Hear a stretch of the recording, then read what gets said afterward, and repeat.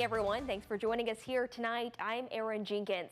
With Debby hitting communities across eastern North Carolina, many are still bracing for some indirect impacts.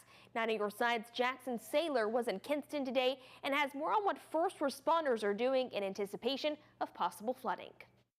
Debby brought lots of rainfall across eastern North Carolina. Now Kinston firefighters are on high alert. According to interim Kinston Fire Chief Chad Jackson, yesterday alone about 60 residents lost power due to storm-related events, and that's not all. Yesterday, during the bulk of the storm, we ran approximately 13 calls for service, 5 of which those were storm-related.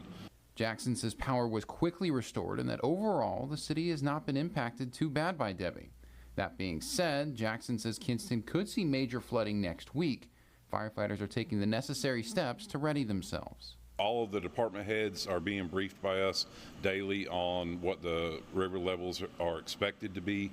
We're making sure that all of our assets, like the boat, our high water vehicle, are ready to go, and we're going to be monitoring it, making sure that if anything drastic was to change, we're ready to respond. Jackson also says no shelters in Lenoir County are open right now, but depending on how bad conditions get over the coming days, that may change.